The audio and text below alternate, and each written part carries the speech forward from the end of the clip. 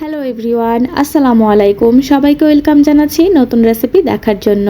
শীতের সময় কিন্তু আমাদের সবারই পিঠা খেতে খুব ভালো লাগে। আর শীতের সময় পিঠা খেতে যতটা মজা লাগে, অন্য সময় কিন্তু পিঠার স্বাদটা আমরা তত পাই না। তাই শীতের সময়ে আমরা সবাই চেষ্টা করি কম বেশি ঘরে পিঠা তৈরি করতে।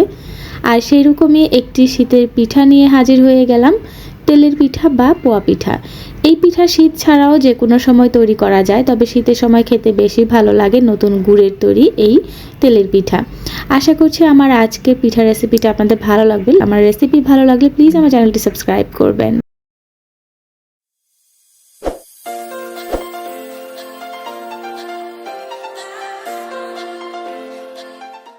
পিঠা তৈরি করার জন্য প্রথমে আমি গুড়ের মিশ্রণটা তৈরি করে নিব। এখানে 1.5 কাপ পরিমাণ নিয়ে নিয়েছি আমি খেজুরের ঝোলা গুড়। আর এই গুড় একটা কাপ বা পাত্রে নিয়ে নিচ্ছি। আপনারা চাইলে এখানে পাটালি গুড়টাও ব্যবহার করতে পারবেন। তো গুড় নেওয়ার পরে এখানে হালকা কুসুম গরম পানি দিয়ে আমি গুড়ের ব্যাটারটাকে রেডি করব। তো এখানে আধা কাপ পরিমাণ নিয়ে নিলাম পানি।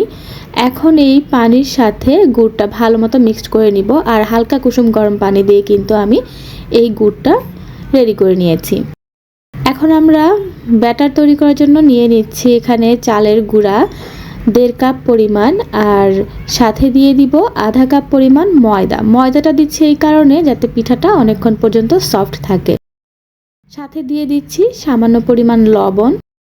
এবার এই মিশ্রণগুলোকে ভালো মতো মিক্সড করে নিব, ময়দা, চালের গুঁড়া আর লবণ, যাতে সব কিছু ভালোভাবে মিশে যায়।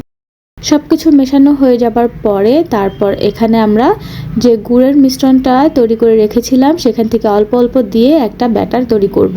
আর হ্যাঁ, ব্যাটারটা কিন্তু আমি হাত দিয়ে তৈরি করব, কোনো চামচের সাহায্যে এখানে বা হুইস্কের সাহায্যে মিক্সড করব না। তেলের পিঠার ব্যাটারটা হাত দিয়ে করলেই আমার মনে হয় বেশি ভালো হয়। তাই হাত দিয়ে খুব ভালো মতো মেখে মেখে আমি এই ব্যাটারটা রেডি করে নিব। তো কিছুক্ষণ মাখাবো আর তারপর অল্প অল্প করে গুড় আর পানির মিশ্রণটা দিয়ে দিব। আমি যেভাবে মেখে নিচ্ছি এভাবে মেখে নিলে দেখা যাবে পিঠা অনেক বেশি ফুলকো হবে।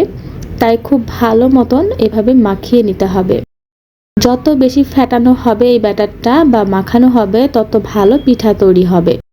আর পিঠা ভালো হওয়ার জন্য এই ব্যাটারটা পারফেক্টভাবে রেডি হওয়াটা খুব জরুরি। গুড়ের পরিমাণ খুব বেশি হয়ে গেলেও কিন্তু পিঠা তৈরি হবে না, আবার ব্যাটারের পরিমাণ পাতলা বেশি হয়ে গেলেও কিন্তু পিঠা ভালো হবে না। তাই খুব ভালোভাবে আমাদেরকে পরিমাণটা বুঝে তারপরে ব্যাটার বা গোলাটা তৈরি করে নিতে হবে। আর যেভাবে দেখছেন আমি ফেটিয়ে নিচ্ছি, এভাবে ফেটিয়ে নিতে হবে। তাহলে কি হবে, পিঠাটা খুব ভালো মতন সফট হবে আবার ফুলবেও। তো আমি যতটুকু মিশ্রণ নিয়েছিলাম গুড় আর পানি সবটুকুই আমার লেগে গিয়েছে। এখন আর আমি কোনো পানি ব্যবহার করব না, এখন শুধু হাত দিয়ে ভালো মতো এভাবে ফেটিয়ে নিব। যতটা সম্ভব ভালো মতন এভাবে 5 থেকে 10 মিনিট ফেটিয়ে নিব। একটু সময় নিয়ে করতে হবে, এতে পিঠাটা ভালো হবে আর পিঠাটা বানানোর সময় অনেক ভালোও লাগবে।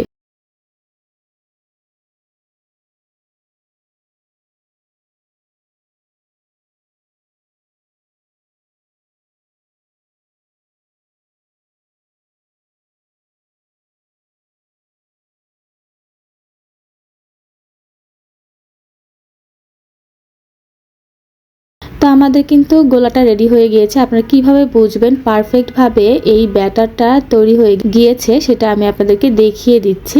একটু ব্যাটার বা গোলাটা উপর করে হাত দিয়ে উঁচু করে ধরবেন, যখন নিচের দিকে পড়তে থাকবে আর নিচে পড়ার পরে যখন দেখবেন ব্যাটারটা সাথে সাথে মিশে যাচ্ছে না, বাকি ব্যাটারের সাথে মিশতে একটু সময় নিচ্ছে, তখন বুঝতে হবে আমাদের তেলের পিঠার জন্য ব্যাটারটা পারফেক্টভাবে রেডি হয়ে গিয়েছে।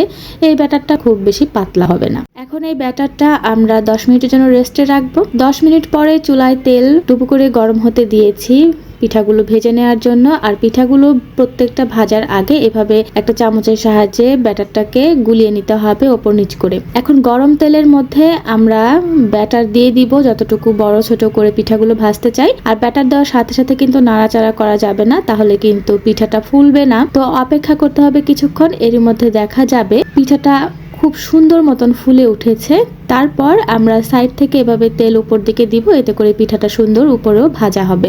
একটা সাইড হয়ে আসার পরে আমরা উল্টিয়ে দিব, তারপরে মনের মতন কালার চলে এলেই আমরা উল্টে পাল্টে ভেজে তুলে নিব। আমাদের পিঠাটা কিন্তু একটা ভাজা হয়ে গিয়েছে, এখন আমরা এটা তুলে নিচ্ছি।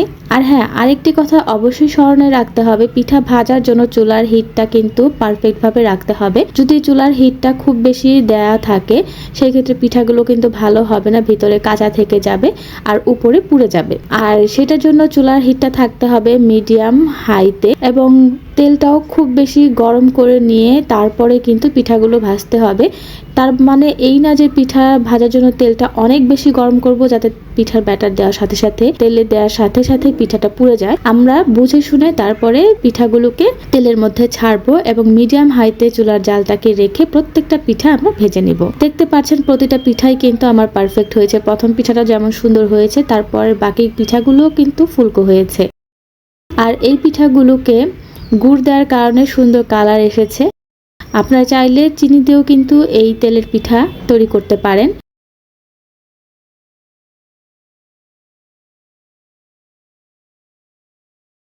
তো প্রত্যেকটা পিঠাই আমার ভেজে নেওয়ার পরে আমি এখন পরিবেশন করে নিচ্ছি।